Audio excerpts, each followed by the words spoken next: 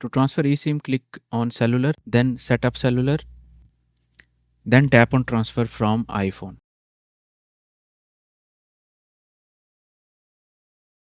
Then on your old device, transfer phone number, tap on continue.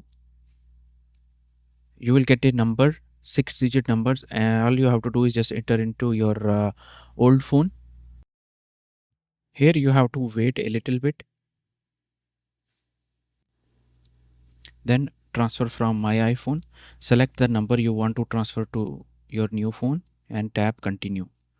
Again tap on transfer and then confirm transfer on your iPhone 14 Pro Max. Tap OK.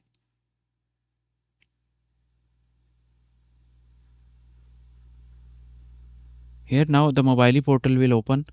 All you have to do is just simply enter your credentials and sign in with the Mobily app and authenticate with Nafaz app.